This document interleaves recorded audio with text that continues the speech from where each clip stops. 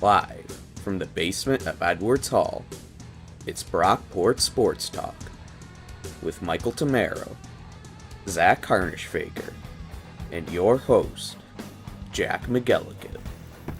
Hello and welcome back to Sports Talk alongside Zach Harnischfaker and Ian Wild, again visiting this week. We are back. We hope you all enjoyed the PBA National Tour. The Studio A Invitational was something. It was magnificent. It was great commentary work, Jack. Thank you. Great job, Jack. I really tried to salvage what was some painful bowling performances. Yeah, that was rough. I hope Mary Gorman is able to grip the ball a little better next time. Yeah. Tim, That'd be nice. after everything that Tim did, 180 was pretty pathetic as well. But what hasn't been pathetic is the start of the MLB season. Guys, we want to get right into it after a week off. I'm chomping at the bit to talk some sports here, and I am loving the new rule changes and everything the MLB is bringing so far this season. The pitch clock, having it, where it affects batters as well. They have to get in by the 8 count. Manny Machado knows that very well now. I think happened on the second day of the season, but it's helped a lot with the pace of the game, where it feels like still when there's a big activity in an inning, it feels like it is as long as it was before, but it's those non-action innings where it's just 1, 2, 3, where it just zooms by. Like we've been broadcasting college baseball this season, and you get sometimes we just come in and it feels like it's 30 seconds, and then we're out again if it's a 1, 2, 3 inning. But it's really been exciting, bigger bases, and just everything about it. It feels like the pace of play in action is up without the shift or anything like that. Yeah, the overall pace of the game is shortened tremendously. I think it's like 30 minutes down on average compared to last season. It's the shortest since, I think, sometime in the 80s. I can't remember the exact year, but it's been a long time since the pace of these games has been this quick with all the technical finessing, for lack of a better term, from pitchers and batters. Yeah. But MLB's done a good job of cutting into that. Yeah, I think they've done a great job. And Zach, how has your enjoyment of baseball been so far this season? I love it. I love all the new rules. I love the batting and the shift, the pace of play, and I just love it all, like you said. It just makes the game so much better and so much more. I feel like a lot more people want to watch it now that the games are much quicker. People are like, oh, the games are taking too long, 4.5 hours, 5 hours. Game's getting done in 2.5, 3 hours now, and it's great. So makes it so much more accessible to the casual fan. Oh yeah. Yeah. It really helps the sport. Helps the sport a lot. A lot of things that they need to do to help it. Otherwise, get rid of the blackouts and stuff like that. Yeah. But that's a whole other discussion for another day. But now with the early MLB season. It's late NBA season, but the Tampa Bay Rays have been undefeated so far. Diamondbacks and Yankees also join them as teams that have not lost a series so far this season. It's been, you look at the Tampa Bay Rays and they are just on fire. Zach, you pay attention to them. They have been something crazy. They faced not really great teams. The Red Sox are probably the best team they faced so far. That says a lot. But the domination that they've had in that amount of games is something crazy. It's phenomenal. Yeah. Every one of their wins has been by multiple runs. That's just unheard of to win 13 in a row like that. Yes, now it's 13 in a row. The offense right now is leading the league in runs, RBIs, average, on-base percentage, slugging percentage, OPS, and they also have the least amount of strikeouts. Pitching is leading in ERA and shutouts, least amount of home runs and runs allowed. They are really just dicing up everything. I don't know what it means when they go up against, Yankees or Astros or even the Blue Jays when, teams are at full force, but they have a lot of great things that are happening. Wander Franco's barrel rate has gone crazy early on in the season. His hitting has come along in a way that people expected. McCallaghan's, of course, being the ace that they expect. The Rays are a team that both you and Michael Tamaro said wouldn't make the playoffs. How do you feel about that? Yeah, I don't know. I guess card for me. Yeah, I guess we I guess you can say we were kind of sleeping on the Rays a little bit. That's what everybody does. And I don't know why we did. When you got a Wander Franco who's hitting 340 with over an 880 OPS, and you got Randy Arozarena who is probably one of my favorite players right now in the league. He's having a great. I mean, defensively, we've seen what he's done defensively, but with the bat, he's swinging a hot bat right now too, and leads the team in RBIs. I mean, that guy's a machine. So they got a lot of components. They got a lot of really good components to this Rays team, and they're going to be exciting to watch the whole season. I feel like Makes you feel any better? I slept on him too. Yeah. I thought this would be the year they take a step back. Jack's the only one that could read People them. forgot that literally the worst case scenario happened for them last season. Everybody was injured. Everybody coming into the playoffs, they limped in and somehow still got into that third wild card spot, and now they're coming back with a purpose because everybody was sleeping on. This is the Rays. They don't lose out on trades. They can build pitchers up out of nothing, and they can build just a team full of scraps and make it perform like a World Series contender.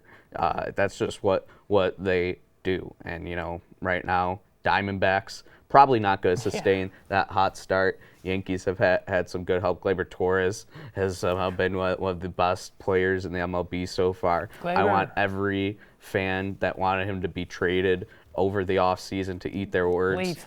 Idiots. Get out. Bad. A 4+ WAR, young in his prime, 24, 25, whatever, year-old second baseman, and people wanted to trade him. Pitching, not smart. And Garrett Cole, again, short-haired Garrett Cole is an ace. And Sandy Alcantara gave up 9 runs after having probably the best start anybody's had in the season. So early season baseball is weird. It gets a little weird. Teams up and down. You pick the Phillies to win the NL East, and they start out 4-8. Yikes! It's a bit rough. Unfortunately, we can't make fun of Ian for any predictions that he made. But I'm sure some weird stuff has happened that you haven't predicted so far this season. I'd say looking at the AL East, that's a division that really strikes me. We've already talked about the Rays. The Yankees are more or less what they are. The Blue Jays, probably about where everyone thought they'd be. Yeah. Same with the Orioles and Red Sox. That division's just going to be so... Red Sox. They might fall a bit, but the top 4 of the division, I think, is going to be really competitive. I think the Yankees are going to win it. Man. I mean, Rutschman. He's just... He's such a complete hitter as a catcher. I feel like people also, just like casual fans, underestimate the taxing of being as complete of a hitter as Adley Rutschman is as a catcher is absolutely insane. Like catchers don't do stuff like that. Yeah, like I have a cousin and a good friend of mine who's a catcher, so I've seen it firsthand. It's very hard to do both very consistently. Catcher in very light terms. He's more of a bullpen, more of a batting practice thrower. Still counts. For them. But I mean, like seeing him just receive a baseball, he just receives a baseball like it's nothing. He's got a cannon of an arm. Throw guys out. I think he's going to have a really, really great season. He's a really nice building block for the Orioles' future. Oh yeah. Mm-hmm. Oh yeah. And they can definitely build a lot.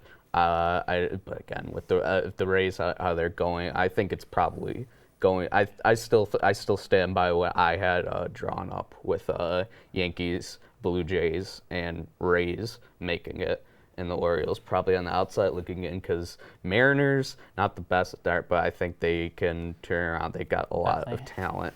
I miss you, Robbie Ray. Yeah. I miss you. Well, unfortunately, he is gone. And hey, the Angels for some reason are tied with the Rangers. You predicted the Rangers to. Did you predict them to win the AL West, or did you predict them 6 wild card? I predicted them to make the wild card. Yeah. They're having a pretty good start so far. I mean, decent. I mean, 7-5. I think that that they'll probably end up being in the 80 range of win teams. Maybe on the teams where if a certain thing goes the right way, you get the 6th wild card. You might be right about that. But it's also, I think that there is possibly 3 teams better in their division, and not the best division in the AL even. No, so certainly not, but I definitely think they're going to win more than 80 games, I'll tell you that. Okay. I think I'll go with you on that one. Yeah. At least 90. At least 90? I don't know if I go at least 90. Well, what is the next step after 80? I said they're probably in the 80 range. I think they're going to win 90, exactly 90 games. Okay. You heard it here So first. if they win 89. so if they win 88, we get to make fun of you. That sounds good to me. It needs to be 89, you exact said number. 89. 89. 90. 90. Yeah, if it's gonna happen. 89, if it's 91, you're also wrong. You're The also Rangers bad. are going to win 90 games this year. It's a guarantee right there. Jacob Heard it here DeGrom, first. Stone cold do lock great. of the century here from Zachary Harnish-Faker. it's going to happen. And right now, the NHL standings are really under lock subseeding, still being decided. This is on Thursday night, so on game 82 for most teams right now. I think like a few teams have a couple more to play, including tonight. Some postmortems here on some NHL teams. Next week will likely be our playoff episode where we get into it. Playoffs will be starting around then. But I thought you were a right Canadiens now, fan. I am a Canadiens fan, but I just have to pay my respects to the Sabres. It is quite the shame that they weren't able to get in, but wow, what a season. yeah, what a season. I believe they still hold the longest postseason drought now in all major sports now, right? In the 12 Yeah. or 13? It is the longest in NHL history now. I think 12 seasons. 2011 was the last time they got in, but Gonna be the Rangers. everything is falling so exquisitely in place for Buffalo right now for not just a run into the playoffs next year, but sustained success afterward. All these pieces are falling in, and the big guy who's come in since the last time I was on the show is Devin Levi. Oh, yeah, he's like, you look at him, the way he plays, and just his attitude and everything. He's just such a goaltender type guy. The interviews and sound like he just sounds like the typical psychopath goaltender. But you watch him, just the way he plays, he's very, very athletic. He cuts down angles well too. He's just a fundamentally sound goaltender who is really good at getting across the crease as well and preventing a lot of stuff just with his athleticism. It feels like somebody who, like it's a very sustainable type of goaltender. He's super calm. Like you've Yes, seen the yes. clips of him on commercial breaks just meditating in front of the Yeah. net. That poise is really unusual for yeah. a rookie. Yeah, the poise in that as well. He does a really good job with traffic in front, handling rebounds, even if he lets something bad. That athleticism really plays in because he gets across really well on the crease. And that glove hand. Yes. Ooh, that Yeah. glove hand. He seems like he's going to be a great goaltender for the Sabres. I see a lot of people are ready to put all of their eggs in the basket. I think eventually we're going to get there. Like I said, Levi is going to likely be a great goaltender,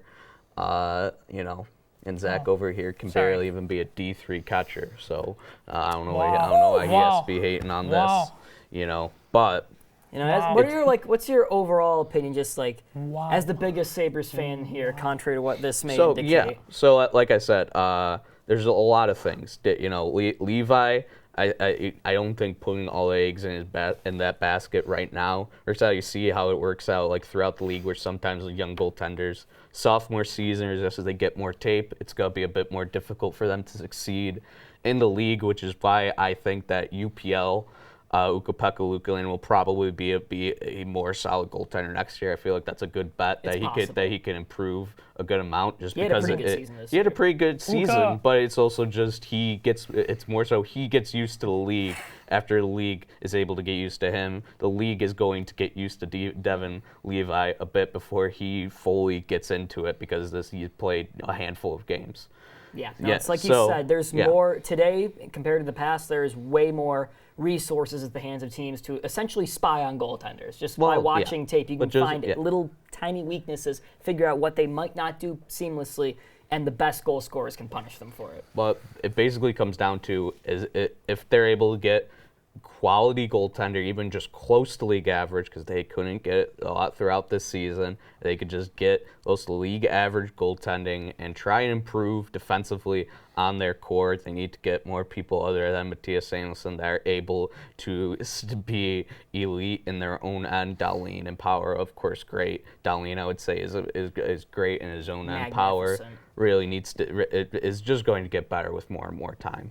And you just need to get more depth defensively and just try and help improve this offensive unit. And yeah, they should be a playoff team next year, but the key word is should. Yes. It's a lot of it happens across sports where people just assume they see something good Like I keep bringing it up when we talk NFL about the Jets. People assume that defense is going to stay the same. People assume that everything will keep going with the Sabres offensively and progressive. Sometimes it just doesn't happen. Yeah. So it's really the hope that everything happens. Patrick Kane could shrivel up and not be able to score another goal next season for no reason. It could happen in the playoffs. And then Zach's Rangers are suddenly goodbye. A great example of that is the Buffalo Bills. They just find ways to continue to disappoint every season. So it's just, it is what it is, right? And then you get to sit there and watch the corpse of Matt Ryan try and throw a football. So I don't know what you want to complain about me. But yeah, Sabres aren't the only team that has seen their season end. Two Canadian teams in particular stand out. I'll start with my Montreal Canadiens. Well, they stand out to you. Let's be honest here. They were very irrelevant this year, I won't lie, but it's not like I expected much better. This was a rebuild year. We had accepted that this was not going to be a very good season. It was about developing the youth. Of course, and the youngsters got a lot of time to play when they were healthy. Toward the second half of the season, we got wrecked with injuries. Cole Caulfield was on pace for 40 goals before he apparently dislocated his shoulder. It was a rough time. He had had surgery, out for the season, missed the second half of the year. Nick Suzuki, in spite of all the injuries around him, essentially playing with an AHL roster at certain points, set a career high in points. And I don't know if you saw the goal he scored last night against the Islanders. Goal of the year candidate. One-handed, short-handed. The Islanders. He's a superstar in the making. Playoff team. Yeah, they are a playoff team. But face them in the first. But realistically, Montreal, there's still a ways to go. They're not going to be like the Sabres this year, next year. I don't think they're going to take the jump out of the basement quite yet. But you guys have a healthy rebuild going on, is what I would say. You're on schedule right now, but it also is with the Sabres, we're on schedule a couple times during the rebuild. It can go awry. It could go awry, but I think you do have the pieces. It's just if you're able to get a bit lucky this draft, maybe the balls drop in your favor. Who knows? One key point about this Habs rebuild, Jeff Gorton, the team president, helped rebuild the New York Rangers.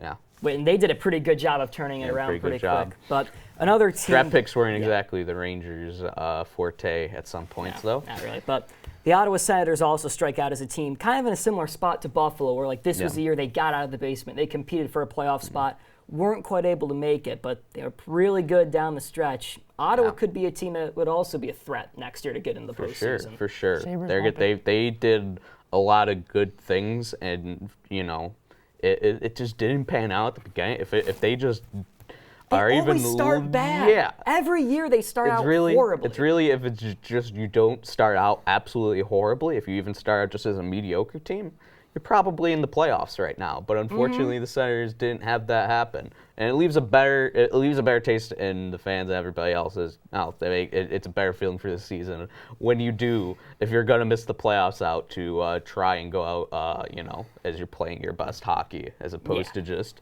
flailing out. So the Sabres and Senators did that really. They went out fighting, trying to claw into the playoffs. Just unfortunately, Islanders, Panthers end up finishing above of them. And what are your thoughts on your crosstown rival getting in? What a joke. Finished fourth in their division. Team's just a joke. They're not going anywhere. Their first round exit. Just all you Islanders fans out there, the team's a joke. They're not going anywhere. I'm not a huge fan of the Islanders myself, but there's one team that made an even bigger fool of themselves, and it's the Pittsburgh Penguins. They were in a position where they just had to win their last two games to get into the playoffs, and they were against the two worst teams in the league, Chicago and Columbus. They lose in regulation to a tanking Blackhawks team, and then the Islanders take care of their business against a frankly tanking Canadiens team, and the rest is history. Isles in, and for the first time in 16 years, 05-06. Yep. And it is the second time since then that the Capitals have been up, but it's the end of an era, really. It really is. Ovechkin and Crosby, for the first time, both out of the playoffs, both their teams out of the playoffs since really entering the league. And for me, it is a bit emotional because that is when I got into hockey, around the 05-06 and 06-07 season. So they've been the top two players in the league basically my whole life, just about my whole hockey life. That rivalry in the playoffs gave the NHL everything they could have possibly asked for. They met, I think, 4 times in the Crosby-Ovechkin era. They met in the playoffs. And this is an insane stat. every time they met, the winner of the series went on to win the Stanley Cup. Yeah. It's felt like whenever those two teams collided, you were just fixed on it because you knew that whoever won had a really good shot at going all the way. And sure enough, every time Crosby or Ovechkin won a Stanley Cup, they had to go through the other. So really is the end of an era. Yeah, Crosby had some of the best teams in the modern era with him. Ovechkin had one of the greatest Stanley Cup runs ever, an emotional end against when he was able to win that. Definitely, I mean, yeah, they're two teams. I've always been more of an Ovechkin fan, just because, probably in part because Crosby owned our franchise's Sabres goaltender for a minute there. Didn't exactly appeal to me, but I mean, they're two of the greatest players of all time. Ovechkin still has a healthy shot of being able to get the goals record. Crosby is just going to go down. I mean, he's going to be an all-time legend. So it's tough to be able to have to say that you know, they're no longer they might no longer be relevant in the league anymore. And going back to our trade deadline episode a few weeks ago, the two teams have kind of embraced this reality check in very different ways. The Capitals accepted that, we had our run, it was good, but it's time to look toward the future. They trade off veterans like Dmitry Orlov, brought in youngsters like Rasmus Sandin. I think they're in fairly good hands where they might not have to completely tear it down from scratch. They could kind of retool on the fly in a way, kind of like what the Rangers were able to do. It can be a bit. I think the Capitals. I mean, they're in a better position than the Penguins, just because you said the Penguins have been stubborn about a lot of things, but it's also.